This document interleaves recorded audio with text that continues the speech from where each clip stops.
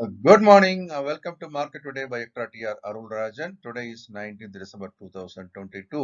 ஒவ்வொரு நாளும் pre market information உங்க கூட ஷேர் பண்ணிக்கிறோம். இந்திய தகவலை பார்க்கலாம். வெள்ளிக்கிழமை முடிஞ்ச அமெரிக்க சந்தை அப்படின்னு பார்த்தீங்கன்னா பெருமளவு இறங்கி முடிந்திருக்கிறத பார்க்குறோம். டவ் ஜோன்ஸ், S&P 500, நாஸ்டாக் எல்லாமே கிட்டத்தட்ட 1% என்ற அளவிற்கு இறங்கி இருக்கிறத நம்ம பார்க்குறோம்.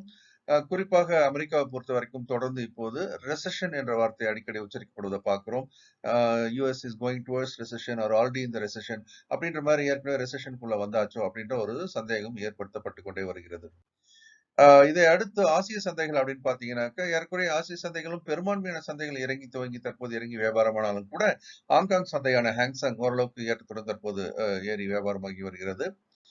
நம்முடைய சந்தை நிப்டி எப்படி இருக்கலாம் அப்படின்றத நம்ம சிங்கப்பூர்ல வியாபாரமாகக்கூடிய சிங்கப்பூர் நிப்டியை நம்ம எடுத்துக்காட்டா பாக்குறோம்.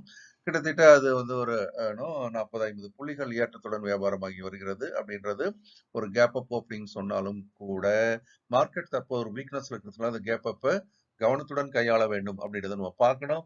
அதனால இந்த கேப் அப் தாக்கு பிடிக்குமான்றதையும் ஒரு கேள்விக்குறியுடன் பார்க்க வேண்டியிருக்கு. நிப்டியோட ரேஞ்ச் இப்ப நம்ம கொஞ்சம் கொஞ்சமா மாத்தி அமைச்சுட்டு வரோம். முன்னாடி இருந்த ரேஞ்சில இருந்து இப்ப பாத்தீங்க அப்படின்னா சப்போர்ட் லெவல்ல 17,800க்கு நம்ம மாத்தி போட்டிருக்கோம். ரெசிஸ்டன்ஸ் 18,500 கொண்டு வந்திருக்கோம். முன்னாடி பாத்தீங்கன்னா நம்ம இந்த 18,400, 900 இந்த ரேஞ்சில நம்ம வச்சிருந்தோம். பட் நவ் வீக்னஸ் வந்திருக்கு. அதனால இப்போ அதை நம்ம ரெண்டுமே குறைச்சி போட ஆரம்பிச்சிருக்கிறோம். ஸோ இதுவும் கவனத்துடன் கையாள வேண்டிய நேரம். குறுகிய முதலீட்டாளர்கள் ஏற்கனவே லாபத்தை எடுக்கணும் நம்ம தொடர்ந்து சொல்லிக்கிட்டே வந்தோம். இன்னொரு இறக்கம் அப்படின்றது வருவதற்கான வாய்ப்பும் கூடுதலாக இருக்கிறது. பொதுவாக மேக்ரோ எக்கனாமிக்கல் ஃபேக்டர்ஸ் அப்படின்னு நம்ம பார்க்கும்போது 10-year பாண்டிகள் யூஎஸோட 10-year பாண்டில் 3.52% ஏறக்குறைய ஒரு மார்ஜினலா கூடிட்டு இருக்கிறது நம்ம பார்க்குறோம். 3.4 3.5 அந்த மாதிரி. டாலர் இண்டெக்ஸும் அரௌண்ட் 1.4 அதிலே கொஞ்சம் இட் வாஸ் ஹோவரிங் அப்படின்னு பார்க்குறோம்.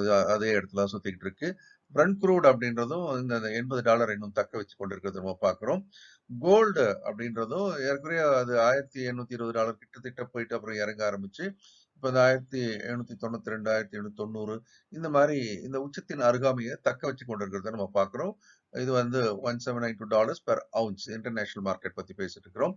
யூஎஸ் டாலர் அகெயின்ஸ்ட் ஐஎன்ஆர் அப்படின்னு நம்ம பார்க்கும்போது அந்த வலிமை குன்றுதல் தொடர்ந்து எழுந்து கொண்டுதான் இருக்கிறது. இருந்தாலும் இப்போ இந்த ரேஞ்ச் எங்க மாறிடுச்சு?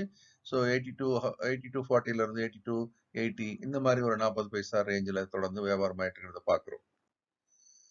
ரெசெஷன் ஃபியர் வந்தாச்சு அப்படின்னு நான் ஏற்கனவே சொல்லிட்டு இருந்தேன். ஏன்னா இப்போ எஃப்ஓஎம்சி 50 பேசிஸ் புள்ளிகள் என்ற அளவுக்கு வட்டி உயர்த்திருக்காங்க. இசிபி, பேங்க் ஆஃப் இந்தியாவும் பேங்க் ஆஃப் இங்கிலாந்தும் 50 பேசிஸ் அளவுக்கு அவங்க வட்டி உயர்த்திருக்கிறத நம்ம பார்க்கிறோம். அதே நேரம் யூஎஸ்ல வெளியான பிஎம்ஐ இண்டெக்ஸ் அப்படின்னு பாத்தீங்கன்னா பர்ச்சேஸ் மேனேஜர்ஸ் இண்டெக்ஸ் முன்னாடி 46.4 இருந்து இப்ப எங்க ஆயிடுச்சு அப்படின்னு பார்க்கும்போது 44.6. ஸோ இதுவும் ஒரு வளர்ச்சி குன்றிய நிலையை காட்டக்கூடிய ஒரு நிலைமையை தான் பார்க்கிறோம். இந்த மேனுஃபேக்சரிங் சர்வீஸ் ரெண்டுமே உள்ளடக்கிய ஒரு குறியீட்டு என்ன பார்க்கிறோம். எஃப்ஐஸ் தொடர்ந்து செல்லர்ஸா இருக்கிறாங்க. அதுவும் குறிப்பா இப்போ அவங்க 150 கோடி 200 கோடி விற்கிறதுல இப்ப எங்க மாறிட்டாங்க? 1975 கோடின்றது கிட்டத்தட்ட 2000 கோடிக்கு விற்கிறவங்களா மாறி இருக்கிறத நம்ம பார்க்கிறோம். எப்பெல்லாம் செல்லர்ஸ் எஃப்ஐஸ் செல்லிங் அப் பண்றாங்களோ அப்போ நம்ம டிஐஸ் பையிங் அப் பண்றாங்கன்றதை நம்ம பார்க்கிறோம். கிட்டத்தட்ட 1542 கோடிக்கு வாங்கி இருக்கிறாங்க.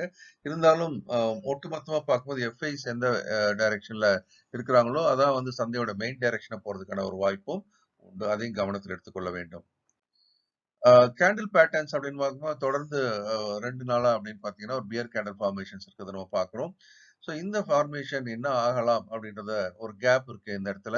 ஸோ அந்த கேப்பை க்ளோஸ் பண்றதுக்காக மேலே போன பிறகு இறக்கம் என்பது தொடர்ந்து வரலாமோ அப்படின்றத நம்ம யோசிக்க வேண்டியிருக்கு. இது ஒரு ஹெட் அண்ட் ஷோல்டர் பேட்டர்ன் மாதிரியான ஒரு ஃபார்மேஷன். ஸோ கீழே இது 17,850 நோக்கி ஒரு நகரவாக இருக்கலாமோ அப்படின்றதையும் நம்ம பார்த்துட்டு இருக்கிறோம். அதனால கவனத்துடன் கையாளணும் அப்படின்றத நம்ம திரும்ப திரும்ப நினைவூட்டிக்கிட்டே இருக்கிறோம். So basics of stock market programme இன்று வெற்றிகரமாக ஆரம்பித்திருக்கிறது. ஸோ நிறைய பேர் இதை ரொம்ப விரும்பி உள்ள வந்திருக்கிறாங்கன்றது ஒரு கூடுதல் தகவல். நிஃப்டியோட லைவ் அனாலிசிஸ் ஃபியூச்சர்ஸ் நிஃப்டி ஒவ்வொரு நாளும் 11 மணிக்கு நம்ம பண்றோம். ஸோ அந்தந்த நாள்ல நாம் லாபம் பண்ணுவதற்கான வாய்ப்புகள் அடையாளம் காண்றோம். இந்த நாளும் இனிமையான நாளாக இருக்க என்னுடைய மனமார்ந்த வாழ்த்துக்கள்.